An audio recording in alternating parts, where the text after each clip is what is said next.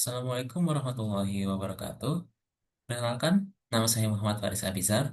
Hari ini saya akan mempresentasikan hasil final test saya di program internship Rakamin XIDX Partner, yaitu membangun model prediksi risiko kredit menggunakan machine learning.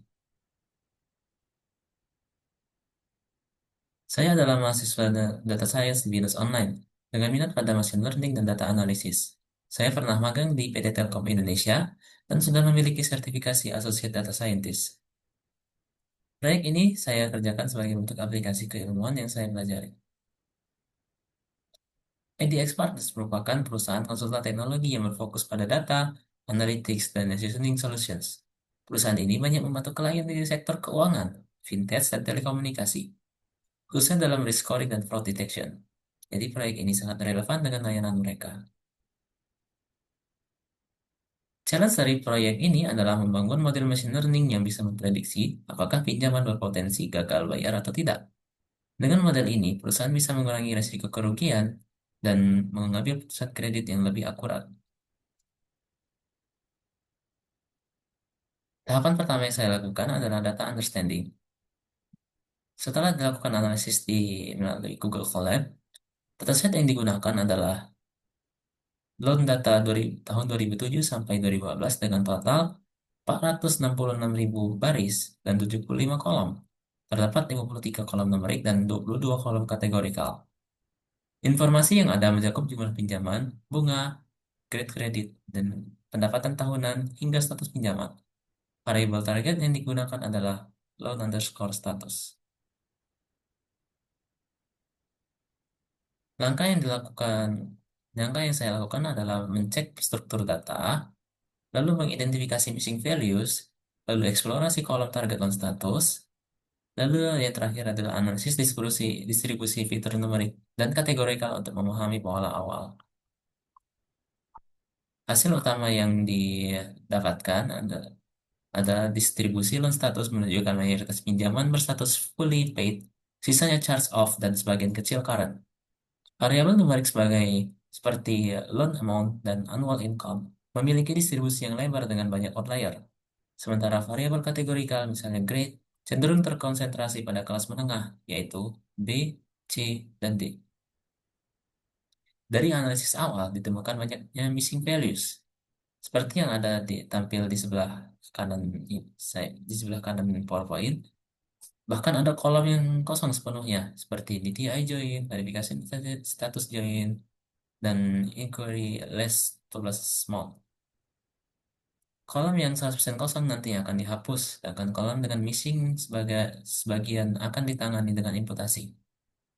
Hal ini penting agar kualitas data tetap terjaga.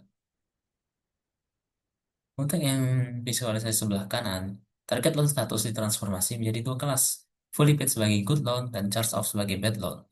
Dari distribusinya, terlihat adanya kelas imbalance di mana fully paid mendominasi.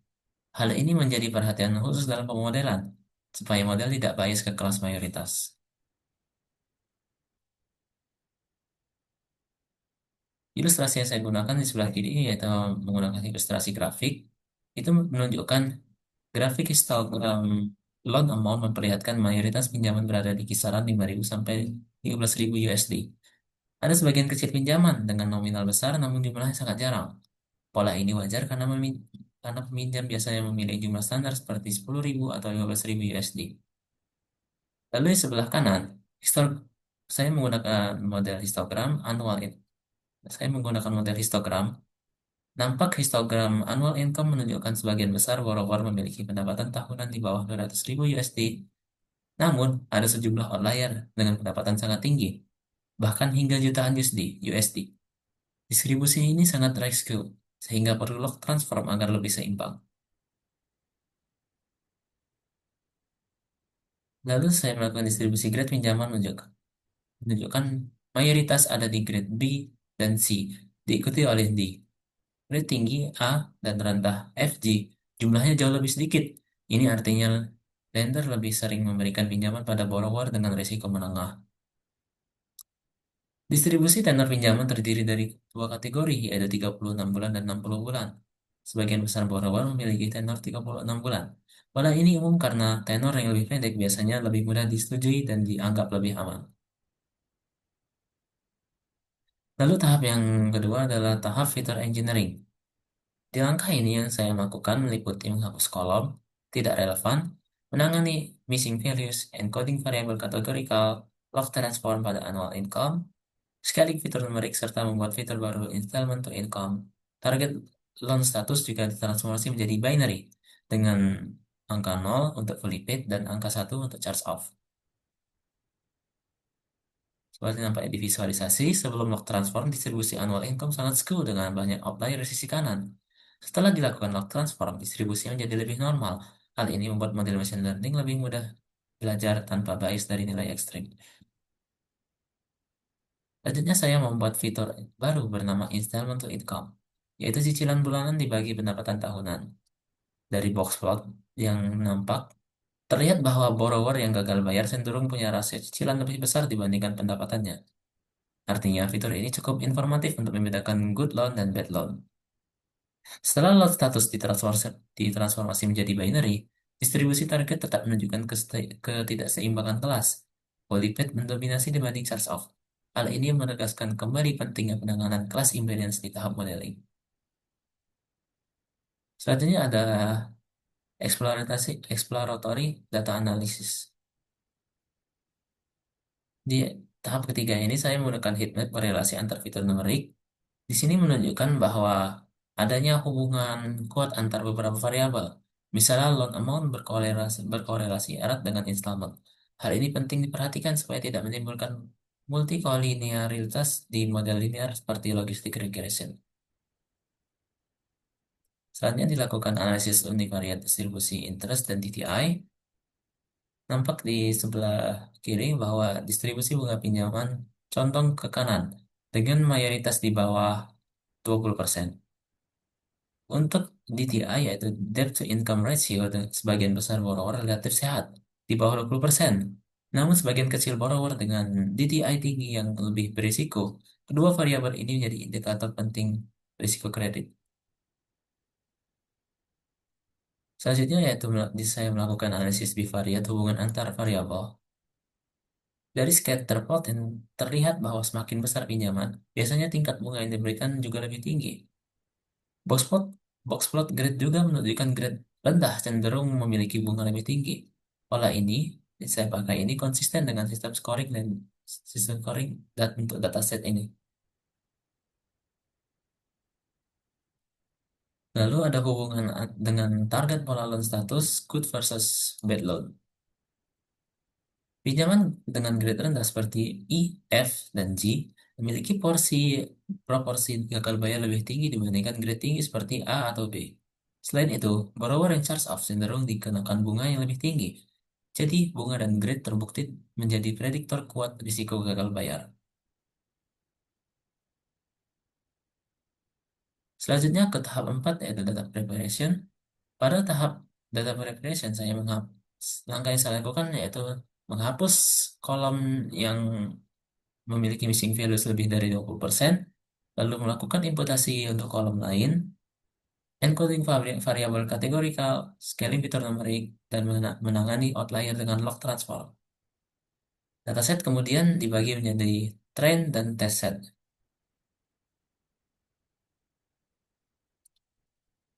Ini merupakan visualisasinya, tampak dilihat setelah log transform. Distribusi annual income yang awalnya sangat skew menjadi lebih normal. Out- Outlier ekstrim yang berkurang signifikan. Hal ini membuat model menjadi lebih mudah dipelajari pola yang benar dari data. Kemudian saya membagi hasil pembagian data, yaitu dengan rasio 80% train dan 20% test. Train set berisi 181.000 baris, sedangkan test set sebesar 45.000 baris.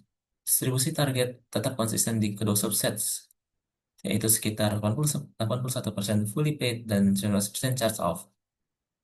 Dengan begitu, model ini dapat dilatih dan diuji secara adil tanpa bias distribusi.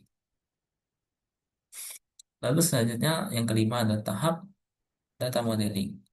Di sini saya menggunakan dua algoritma machine learning, yaitu pertama logistic regression sebagai baseline model karena sederhana, cepat dan wajib digunakan sesuai challenge. Lalu yang kedua yang saya tambahkan yaitu random forest untuk melihat apakah model ensemble dapat memberikan hasil yang lebih baik. Dataset tadi yang sudah dibagi dengan rasio 80 sampai 80-20 menggunakan stratifikasi agar distribusi target tetap seimbang. Untuk mengatasi class imbalance, saya juga menggunakan parameter class weight sama dengan balance.